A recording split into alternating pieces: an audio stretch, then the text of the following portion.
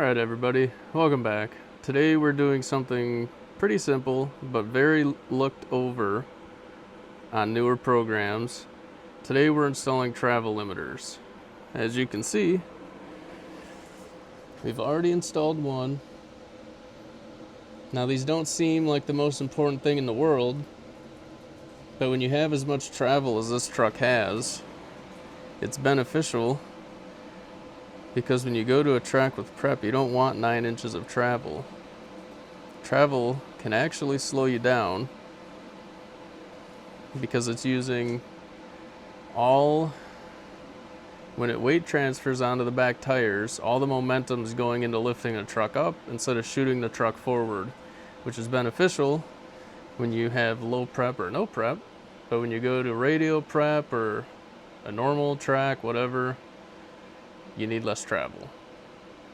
And if you're running a setup like this, you max out the ball joints, you're probably going to break them. So this is also a safety feature for that.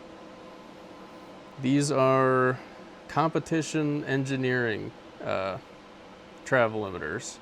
However, I slightly modified the kit.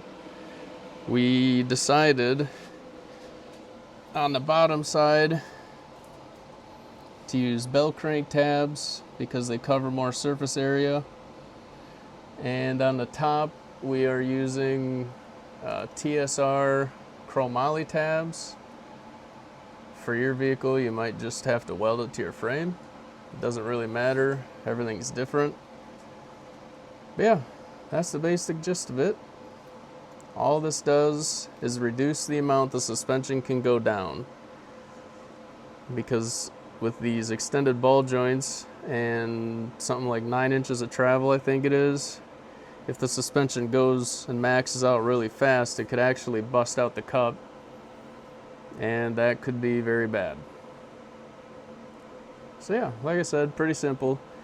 We have 3 inches of adjustment in half-inch increments. However, if you watched our coilover vid, motion ratio has a large effect on pivot placements.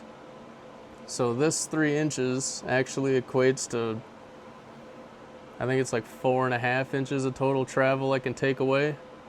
So yeah, let's get to welding the other side.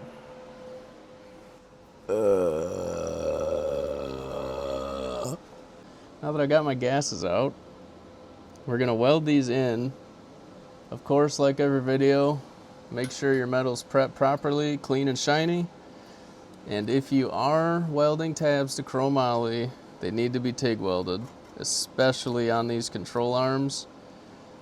And you have to be extremely careful that you don't overheat the control arms, because I guarantee whatever manufacturer you're buying these from is not going to recommend that you weld to it after they're finished. So just make sure, if you're not comfortable, have someone else do it.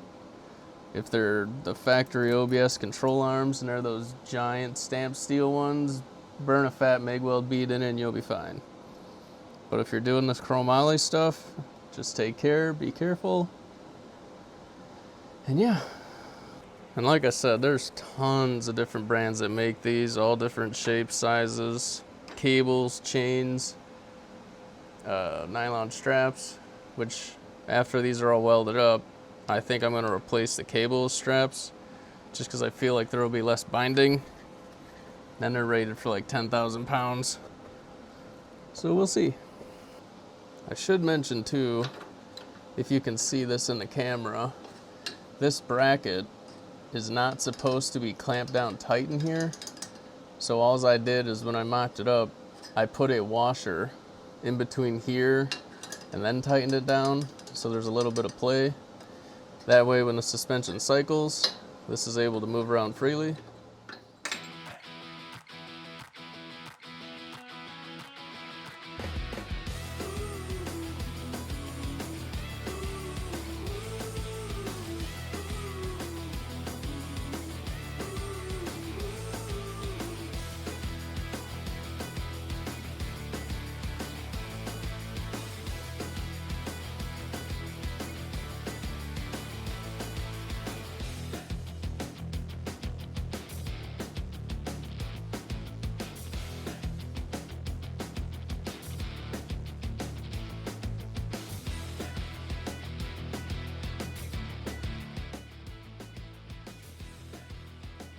Alright, so if you made it this far into this short video, I wanted to reiterate that that travel limiters are a very helpful, cheap, and easy tuning tool, because after you set your ride height, of course this is what's going to dictate how far your suspension travels down.